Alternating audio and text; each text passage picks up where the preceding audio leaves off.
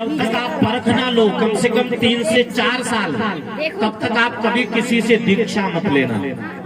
दीक्षा मतलब एक बहुत बड़ा निर्णय होता है। दीक्षा लेना एक बहुत बड़ा निर्णय होता है और दीक्षा लेने से पहले गुरु को जान लेना चाहिए।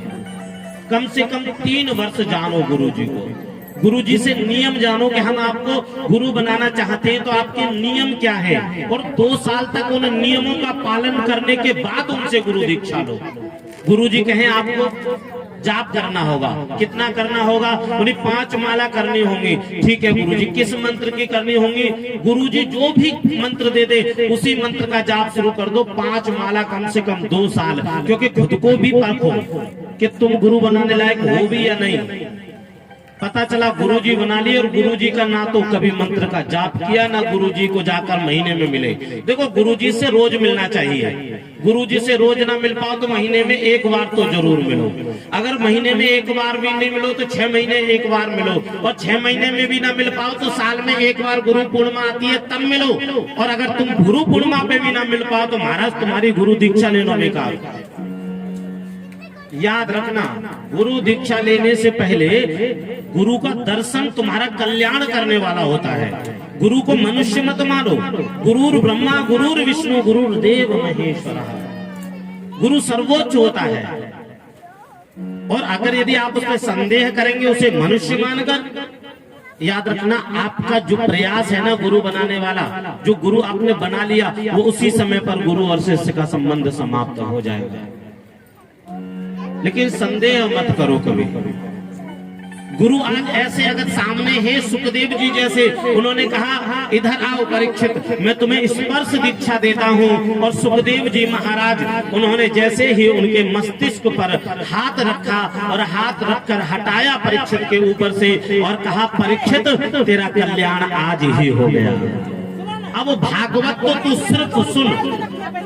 क्या कहा उन्होंने? भागवत केवल सुन, कल्याण तो तेरा स्पर्श दीक्षा से ही हो गया। गुरु आशीर्वाद दे दे तो कल्याण हो गया। अब तो कुछ करना ही नहीं है, गुरु का आशीर्वाद प्राप्त हो चुका है। अब कथा सुन परीक्षित। और प्रारंभ हुए, ब्रह्मा से सृष्टि की रचना आरंभ की उन्होंने। क्यों?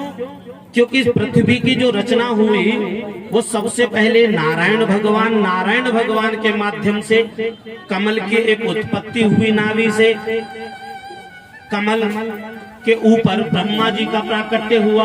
ब्रह्मा जी जब प्रकट हुए तो वो जानना चाहते थे कि मेरा प्राकट्य कहाँ से हुआ, मैं कहाँ से जन्मा हूँ। इसलिए वो कमल की नाड़ी जो होती है, नाड़ी उससे नीचे उतरने लगे।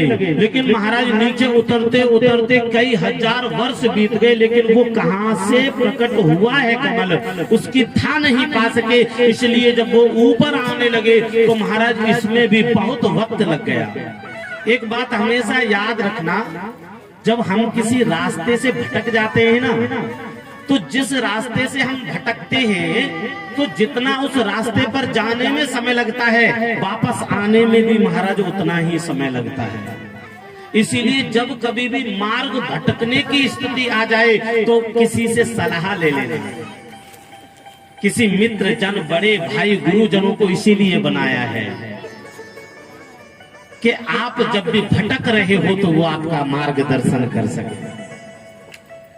इसीलिए कभी भी याद रखना, कभी भी अगर आप मार्ग भटक रहे हो तो तत्काल ही गुरु के शरण में चले जाना चाहिए, मार्गदर्शन हो जाएगा। जीवन में गुरु है तो कल्याण है, और यही वास्तविकता है जीवन के। यही वास्तविकता है जीवन के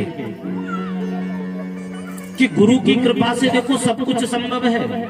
ब्रह्मा जी इतने नाड़ी में उतरे, फिर ऊपर आए, फिर ऊपर आते आते बहुत वर्ष लग गए तो हाथ जोड़कर वहीं लग गए बीच में, बोले प्रभु आप कल्याण करो। तो सीधे प्रकट कमल के ऊपर हो गए और एक आकाशवाणी हुई, उसमें 2 शब्द सुने उन्होंने, तप। क्या सुना शब्द? तप। केवल तप करो। क्या करो? तप करो। और हजारों वर्ष ब्रह्मा जी ने तपस्या की और तपस्या करने के पश्चात हृदय में विचार उत्पन्न हुआ कि मैं कोई अद्भुत लीला करूं।